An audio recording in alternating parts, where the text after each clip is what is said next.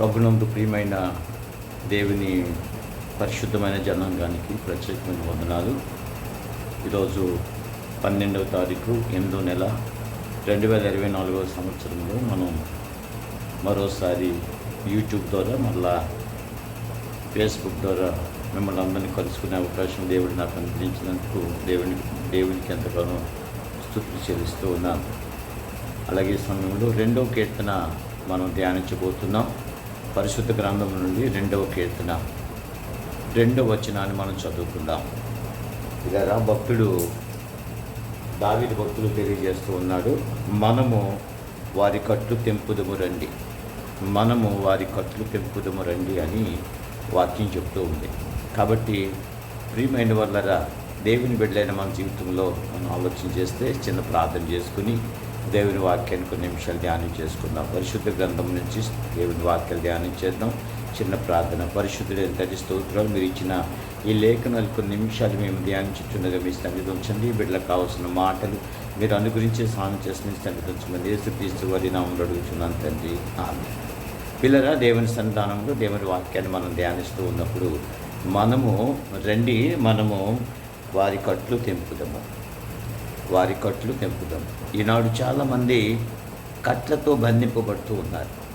పాపం అనే కట్లతో, కులం అనే కట్లతో, వ్యభిచారం అనే కట్లతో, ఇలా రకరకాల తలంపులనే కట్లతో, ఇలా రకరకాల ఆలోచన అనే కట్లతో ఈనాడు చాలామంది కట్టబడుతూ ఉన్నారు.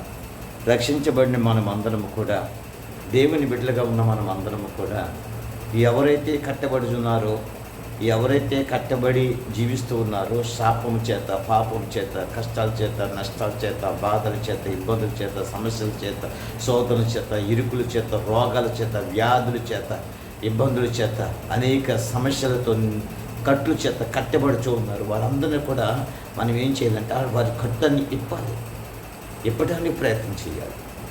ఎప్పుడైతే మనం ఇప్పడానికి ప్రయత్నం చేస్తామో దేవుడు వారి జీవితాన్ని బాగు చేయడానికి ఇష్టపడతాడు. మనం ఎప్పుడు కూడా మనకి మనమే బాగుపడటం కాదు, కానీ మనకి మనమే దేవుని సందులో దీవించబడటం కానీ, ఇంకా ఎంతమంది అయితే దీవించబడకుండా కట్టబడుచు ఉన్నారో, శాపం అనే కట్లతో కట్టబడుచున్నారో, దరిద్రత అనే కట్లతో కట్టబడుచున్నారో, కష్టాలనే కట్లతో కట్టబడుచున్నారో, అనేక సమస్యలు అనే కట్లతో కట్టబడుచున్నారో, వారందరినీ కూడా విమోచించడానికి దేవుడు మనకి ఒక బాధ్యత ఇచ్చాడు. కాబట్టి మనం అందరము కూడా అటువంటి బాధ్యత స్వీకరించి మనం వారి కట్లు తెంపటానికి లేక వారి కట్లు విప్పటానికి మనం సిద్ధపడాలి.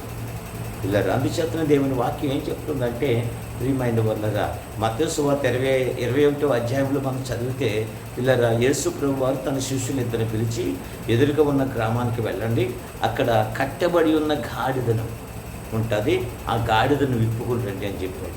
అంటే కట్టబడి ఉన్న గాడిద, స్వేచ్ఛ లేదు, స్వతంత్రం లేదు. గాడిద కట్టబడుచు ఉన్నది. అలాంటి కట్టబడి ఉన్న గాడిదను విమోచించడానికి, ఆ కట్టు వెప్పించడానికి దేవుడే తన శిష్యుని పంపించినట్టు మనం చూస్తున్నాం. కట్టబడిన గాడిదను విప్పి తోలుకొచ్చినట్టు మనం చూస్తాం. ఆ గాడిదకి స్వతంత్రం వచ్చింది, ఆ గాడిదకి విమోచించబడింది, ఆ గాడిదకి కట్టబడిన స్థితిలో నుంచి, స్థలం నుంచి బయటికి రప్పించే స్థితికి వచ్చేసింది. అటువంటి పరిస్థితులు మన జీవితంలో అనేక మంది మనుషులు కూడా ఈనాడు అనేక విధాలుగా కట్టబడుచు ఉన్నారు. కులకట్లతో కట్టబడుచున్నారు, వ్యభిచారం అనే కట్లతో కట్టబడుచున్నారు, పాపం అనే కట్లతో కట్టబడుచున్నారు.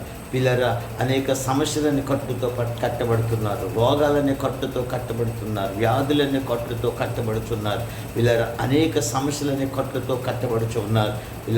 ఎలివేసే కట్లతో కట్టబడుచు ఉన్నారు, ధనం లేని కట్లతో కట్టబడుచు ఉన్నారు. జాబులు లేని కట్లతో కట్టబడుచు ఉన్నారు, చదువుకుంటున్న కానీ జ్ఞానం లేని కట్లతో కట్టబడుచు ఉన్నారు.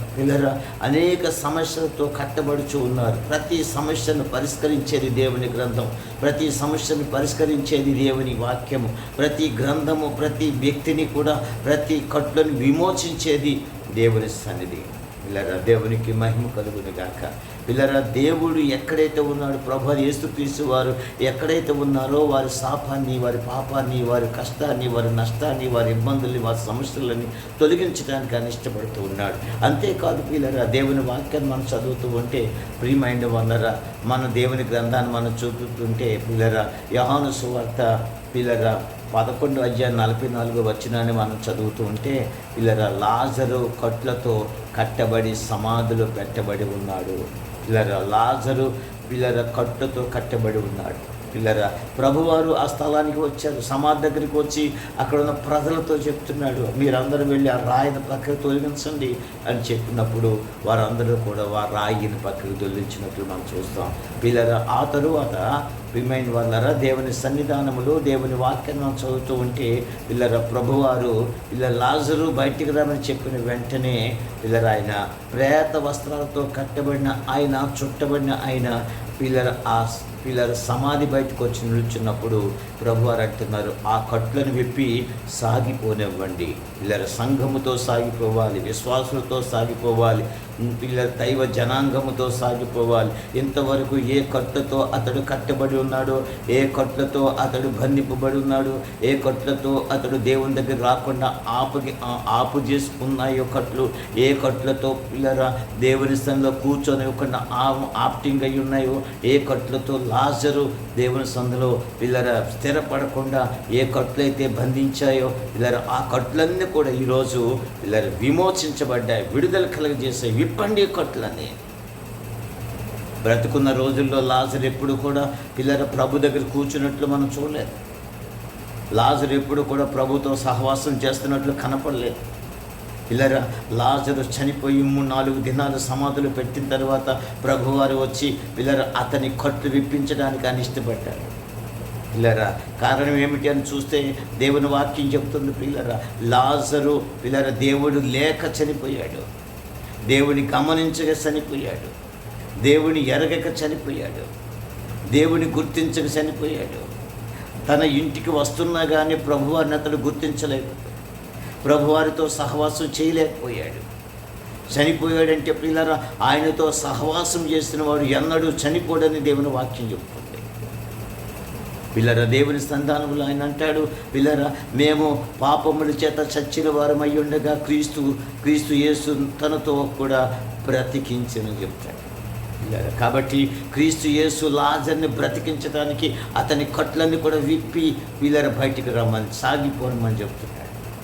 ఈనాడు చాలామంది దేవుని పిల్లలే అయ్యింది కూడా అనేక మంది పిల్లర కట్లతో కట్టబడుచు ఉన్నారు. పిల్లర ఆ చర్చికి వెళ్ళని, ఈ చర్చికి వెళ్ళని, ఆ దైవజనుడు కాదని, ఈ దైవజనుడు కాదని, ఆ మందిరం కాదని, ఈ మందిరం కాదని పిల్లర అనేక కట్లతో, మందిరాల్లో కూడా కట్లతో కట్టింపబడిన మనుషుల లోకంలో చాలామంది ఉన్నారు. పిల్లల సహవాసం అనే పిల్లల సరైన సహవాసము లేక అనేక మంది కుమిలిపోతున్న స్థితి కనపడుతుంది. అనేక మంది ప్రేమించేవారు కనపడక పిల్లల కట్లతో కట్టబడుచు ఉన్నారు. పిల్లలు ఒక బంధకం వేసుకొని మేము ఇక్కడికే వెళ్తాము, ఇదే చేస్తాము, అదే చేస్తామనే పరిస్థితులు ఉన్నారు పిల్లలు. కాబట్టి దేవుని బిడ్డలారా, దేవుని వాక్యం చెబుతుంది, కట్లతో కట్టబడిన లాజరును దేవుడు అంటున్నాడు, ఆ కట్లను విప్పివేయండి, ఆ కట్లను విప్పివేయండి. పిల్లలు ఆయన ముందుకు సాగనివ్వండి. సంఘముతో సాగిపోవాలి, సహవాసములో సాగిపోవాలి. లాజరు ఎప్పుడైతే కట్లు విప్పుకొని పిల్లర విప్పబడి వచ్చాడో పిల్లర, ఆ సమయం నుండి క్రీస్తుతో అతను సహవాసం మొదలుపెట్టాడు. లాజరు ఎప్పుడైతే కట్టబడిన కట్ల నుంచి విమోచించబడ్డాడో క్రీస్తుతో సహవాసం కలిగి, క్రీస్తుతో భోజనం సహవాసము పిల్లర సహవాసం అనే భోజనంతో కూర్చొని యేసయ్యతో భోజనం చేయడానికి ఇష్టపడ్డాడు. పిల్లర, దేవుని ప్రియులర, దేవుని వాక్యం చెబుతుంది, పిల్లర కట్లు నీ జీవితంలో రక్షించబడ్డావు అనుకుంటూ ఉన్నావేమో. పిల్లర, నువ్వు ఎక్కడ కట్లుతో కట్టబడుచున్నావు ఆలోచన చేయి. ఏ ఆచారాలన్నీ కట్లు ఉన్నాయో, ఏ పద్ధతులన్నీ కట్లు ఉన్నాయో, ఏ పరిస్థితుల్లో నువ్వు ఏ కట్లతో బంధింపబడుచున్నావో. పరంపర ఆచారాన్ని బట్టి మీరు భక్తి చేస్తున్నారు కానీ నిజమైన భక్తి అది కాదు, నిజమైన భక్తి అది కాదు అని మత్తయి సువార్తలో 14వ అధ్యాయంలో ప్రభువు చెప్తున్నారు. పరంపర ఆచారాలు పట్టుకొని జీవిస్తున్నాం. భక్తి చేస్తున్నామంటే ఆచారాలు ఉండకూడదు. పిల్లలు మా తాత అదే మార్గంలో నడిచాడు, మా అన్న మా ముళ్ళ అదే మార్గంలో నడిచాడు, నేను కూడా అదే మార్గంలో కాదు. వాక్యం ఏం చెప్తుంది, వాక్యంలో ఏముంటున్నాం, వాక్యాన్ని ఏం గమనిస్తున్నాము. పిల్లలు ఈనాడు చాలామంది దేవుని మందిరానికి వెళ్తున్నారు, కానీ పిల్లలు ఆ మందిరంలో దేవుని వాక్యం వెనక పిల్లలు ఆ మందిరంలో కూర్చుండగానే వారికి నిద్ర వస్తుంది. నిద్ర వచ్చిన తర్వాత చక్కగా నిద్ర అవుతున్నారు. దైవజనుడు వాక్యం చెబుతుంటే జ్వాలపాటగా కనపడుతుందేమో. వారు నిద్రపోతుంటే పిల్లరా దైవజనుడు కూడా ఏమి పట్టించుకోలేని పరిస్థితి. అందుచేత వాక్యం వినలేని పరిస్థితిలో ఉంటున్నారు. వాళ్ళు వాక్యాన్ని గుర్తించలేని పరిస్థితిలో ఉంటున్నారు. వారికి మార్పు ఎలా వస్తారు, వారి మనసు ఎలా మారుతుంది, వారి ఉద్దేశాలు ఎలా మారుతాయి, వారి నడవడికలు ఎలా మారుతాయి, వారి క్రియలు ఎలా మారుతాయి, వారి ఆలోచనలు ఎలా మారుతాయి, వారి హృదయ మార్పిడి ఎలా అవుతుంది. హృదయ మార్పిడి రాకపోతే దేవుని రాజ్యానికి నువ్వు ఎలా చేరగలుగుతావు? పిల్లరా, నిద్ర అనే కట్టుతో నువ్వు కట్టబడుచున్నావేమో, నిద్ర అనే పాపంతో కట్టబడుచున్నావేమో. కొంచెం కునికిపాటు, కొంచెం నిద్ర అనుకునే స్థితిలో ఉంటే శాపంలో పడిపోతావు, పాపంలో పడిపోతావు, దుఃఖంలో పడిపోతావు, నష్టాల్లో పడిపోతావు, ఇబ్బందుల్లో పడిపోతావు. ఆ కట్టులను విప్పివేయి. ప్రభు నిన్ను కోరుకుంటున్నాడు, ఆ కట్టును తీసివేయి. ఆ కట్టు విప్పండి.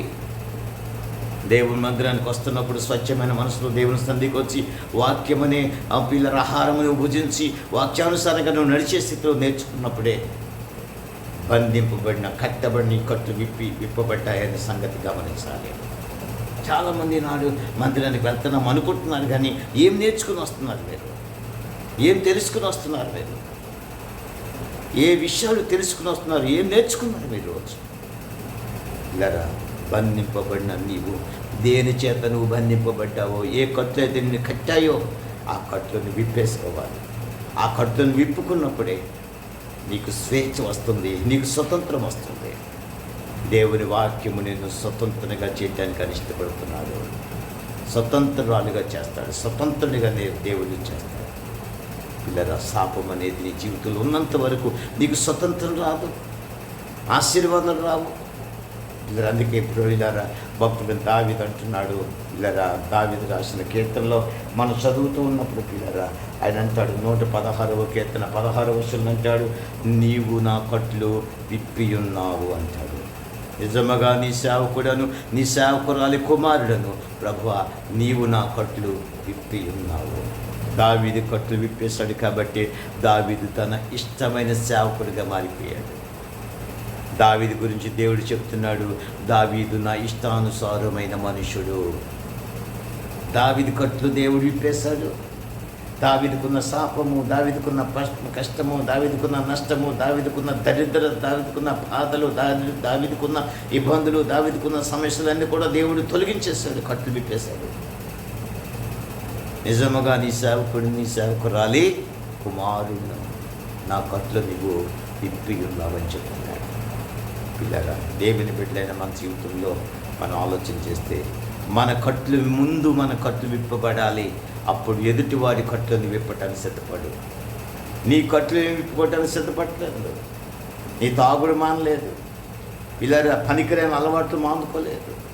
పనికిరాని ఉద్దేశాలు నీ ఆలోచన పోలేదు. నీ తలంపులు మాట్లాడలేదు. పిల్లరా, అలాంటి పరిస్థితుల్లో నువ్వు సాగిపోతున్నప్పుడు